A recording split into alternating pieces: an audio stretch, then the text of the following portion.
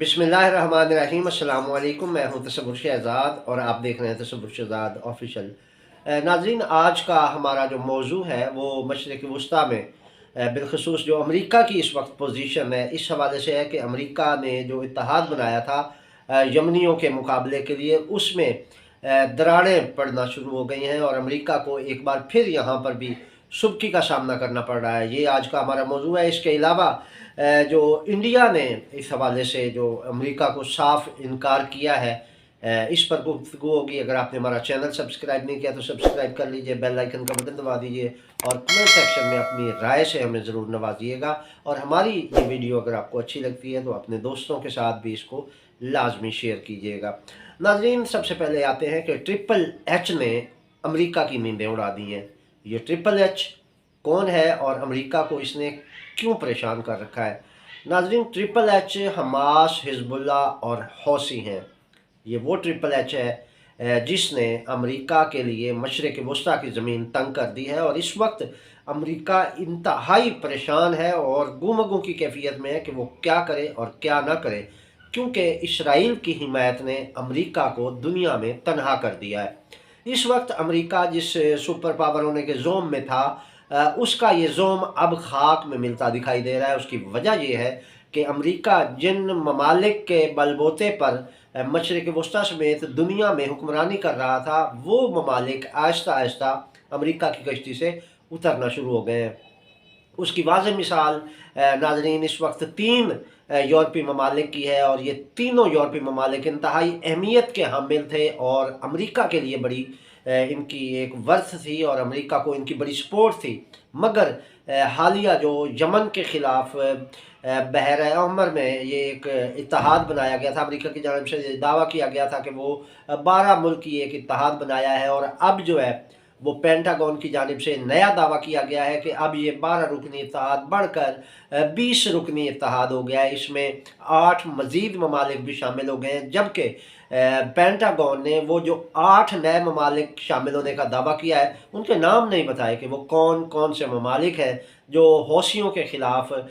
बाबुल मंदब में जो है वो इनकी अमेरिका की सपोर्ट करेंगे, इसराइली जहाज़ों को तहफ़्फ़ुज़ फ़राहम करेंगे। उन 8 ममालिक के नाम नहीं बताए गए पेंटागन की जानिब से, जबकि जो पहले 12 ममालिक थे उनमें भी 10 ममालिक ने तो ऐलान किया था, उनसे अमेरिका ने भी दावा किया कि हमने इन ममालिक से रब्ते किए थे। उनमें अब जो 3 यूरोपीय ममालिक हैं उन्होंने अमेरिका का साथ देने से इनकार कर दिया है। इनमें ऑस्ट्रेलिया से पहले रब्ता किया गया था, लेकिन ऑस्ट्रेलिया ने अमेरिका से बिल्कुल इस इत्तेहाद में शामिल होने से इनकार किया था और ऑस्ट्रेलिया ने ये कहा था कि उनके कुछ जो उनकी बहरी कंपनियां हैं उनके मफादात को यहाँ शामिल होने में नुकसान पहुँच सकता है। तो इस पर ऑस्ट्रेलिया की जानिब से साफ इनकार कर दिया गया। इसके अलावा नाजरीन, ज़ाहिर है अब ये जो बाबुल मंदब में हम हौसियों की जानिब से एक नाकाबंदी की गई है, तो इससे जो बाकी यूरोप की तिजारत है वो 25,000 किलोमीटर इनको इजाफी सफ़र तय करना पड़ रहा है और ऊपर से एक बहुत बड़ा चक्कर लगाकर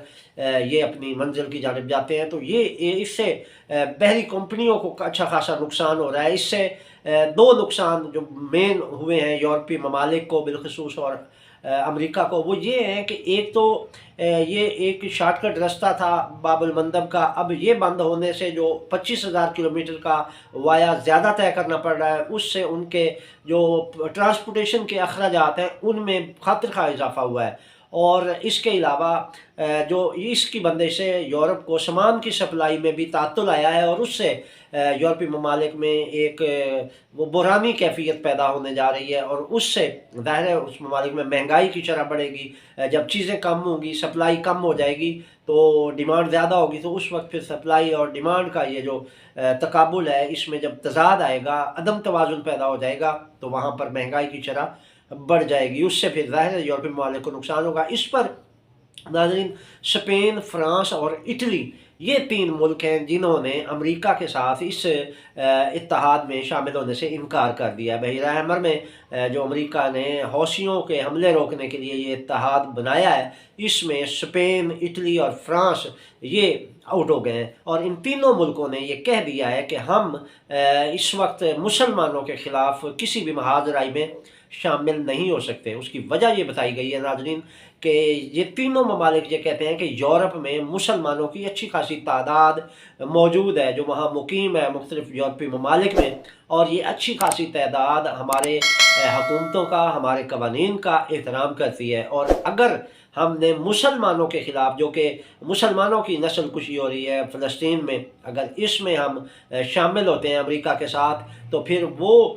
جو مسلمان یورپی ممالک میں موجود ہیں، جو اسپین میں ہیں، جو اٹلی میں ہیں، جو فرانس میں ہیں، یہ مسلمان اپنا رد عمل دے سکتے ہیں، اور یہ تینوں ممالک کا کہنا ہے کہ ہم کسی بھی قسم کی بد امنی کو افورڈ نہیں کر سکتے۔ کل کو ایسا ہو کہ ہم اگر یہاں پر امریکہ کی مدد کر رہے ہوں، اسرائیل کو تحفظ فراہم کر رہے ہوں، تو ہم خود غیر محفوظ ہو جائیں اور ہمارے ممالک میں خود کش حملے اور بم دھماکے شروع ہو جائیں، تو اس کا کون ذمہ دار ہوگا؟ اس بنیاد پر ان تینوں ممالک نے امریکہ کا ساتھ دینے سے انکار کر دیا ہے۔ اس کے علاوہ ناظرین انڈیا کو بھی امریکہ نے دعوت دی تھی کہ وہ حوثیوں کے خلاف اس اتحاد میں شامل ہو اور اپنی نیوی ادھر بھیجے، لیکن انڈیا نے بھی اس حوالے سے بڑا واضح اور دو ٹوک موقف اختیار کیا، اور انڈیا نے کہا کہ وہ ان کی جو نیوی ہے وہ انڈیا کے دفاع کے لیے ہے، نہ کہ کسی اور ملک کے مفادات کے لیے وہاں جانے کے لیے بنائی گئی ہے۔ تو اس حوالے سے انڈیا نے بھی امریکہ کو صاف انکار کر دیا اور اپنی نیوی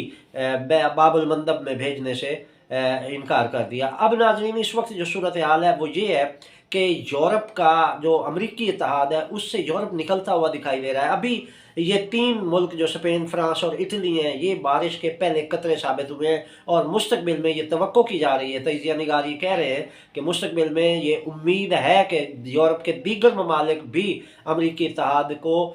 خدا حافظ کہہ دیں گے۔ اس کی ایک وجہ یہ ہے کہ امریکہ نے ہمیشہ ممالک کو اپنے مفادات کے لیے استعمال کیا ہے، اور پھر اس کے بعد انہیں تنہا چھوڑ کر وہاں سے فرار ہو گیا، جس کی مثال یوکرین ہے۔ ابھی کل یوکرین پر جو روس نے حملہ کیا ہے اس میں 450 کے قریب جو ہے وہ یوکرینی فوجی ہلاک ہو گئے ہیں اس روسی حملے میں۔ تو یہ یوکرین وہی ہے جو امریکہ کی ہلا شیری پر، اس کے پیٹھ تھپتھپانے پر روس کے گلے پڑ گیا تھا، اور اس نے روس کے ساتھ جنگ شروع کر دی تھی، مگر اب امریکہ نے یوکرین کی جو پشت پناہی تھی وہ چھوڑ دی ہے یا کم کر دی ہے، جس کا نتیجہ یہ نکلا ہے کہ اب یوکرین روس کے ہاتھوں مار کھا رہا ہے۔ تو اتنا عرصہ جنگ رہنے کے بعد بھی امریکہ کو یوکرین میں بھی سبکی کا سامنا کرنا پڑا، اور اب جو حالات بن رہے ہیں مشرق وسطیٰ میں، وہاں بھی یہ ساری چیزیں واضح ہو رہی ہیں کہ امریکہ کو یہاں بھی ہزیمت اٹھانا پڑے گی۔ اس کی وجہ یہ ہے کہ یورپ بھی امریکہ کا ساتھ چھوڑتا جا رہا ہے، اور باقی ممالک جو ہیں وہ بھی یہ ساتھ چھوڑتے جا رہے ہیں امریکہ کا، جبکہ امریکہ مخالف بلاک جو ہے جن میں حزب اللہ، ٹرپل ایچ جس کا میں نے پہلے ذکر کیا، یہ ٹرپل ایچ مزید مستحکم ہو رہا ہے، اور اس کی وجہ یہ ہے کہ ایران، حزب اللہ، حماس اور حوثی، ان چاروں نے اپنے اندر امریکی اور مغربی ایجنٹوں کو گھسنے کا موقع نہیں فراہم کیا۔ یہی وجہ ہے کہ امریکہ کو ان کی قوت کا اندازہ نہیں ہو سکا، اور CIA ان کی قوت، ان کی دفاعی سٹرینتھ کا اندازہ لگانے میں ناکام رہی، اور اس کا خمیازہ اب وہ بھگت رہی ہے۔ امریکہ اور اسرائیل کو یہ توقع نہیں تھی کہ اس قسم کا رد عمل آئے گا۔ اسرائیل کے بس میں وہی فلسطین کی ایک چھوٹی سی پٹی ہے، اور وہ غزہ کی پٹی پر حملے کیے جا رہا ہے، وہاں اس نے تباہ و برباد کر کے رکھ دیا، سب کچھ پورا سٹرکچر تباہ کر دیا۔ اب لوگ جو ہیں وہ فاقوں سے مر رہے ہیں، کیونکہ وہاں پہ قحط سالی کی سی کیفیت ہے، باہر سے امداد بند ہے۔ اقوام متحدہ میں جو سلامتی کونسل کا اجلاس ہوا ہے اس میں یہ قرارداد منظور ہو گئی ہے کہ وہاں پر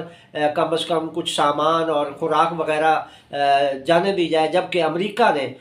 جو جنگ بندی کی ہے اس کی مخالفت کی ہے، اور کہا ہے کہ جنگ بندی کی قرارداد کو وہ ویٹو کر دے گا اگر پیش کی گئی۔ ہاں البتہ یہ خوراک اور سامان کی سپلائی کے حوالے سے جو قرارداد ہے اس کی وہ انہوں نے اس کی مخالفت بھی نہیں کی اور حمایت بھی نہیں کی۔ تو اس حوالے سے اب توقع کی جا رہی ہے کہ وہاں پر خوراک اور دیگر ادویات وغیرہ پہنچیں گی، جس سے فلسطینی عوام کو کم از کم کچھ فائدہ ہوگا۔ اور اگر اس پر دنیا خاموش رہی اور امت مسلمہ اپنی وہی روایتی بے حسی کا مظاہرہ کرتی رہی، تو اس سے امت مسلمہ کے لیے شرمندگی کا مقام ہے کہ ہم اپنے ایک مسلمان ملک کو خود اپنی آنکھوں کے سامنے مرتا ہوا دیکھ رہے ہیں۔ تو اس حوالے سے مسلم حکمرانوں کو کم از کم ہوش کے ناخن لینے چاہیے۔ اس کے علاوہ ناظرین، امریکہ نے جو اس وقت پوزیشن ہے امریکہ کی یورپی تعلقات کے حوالے سے، اس حوالے سے साबिक अमरीकी सफारतकार हैं और जॉर्ज टाउन यूनिवर्सिटी की डिप्लोमेटिक इंस्टीट्यूट की इस वक्त डायरेक्टर हैं हार्बर बोर्डन।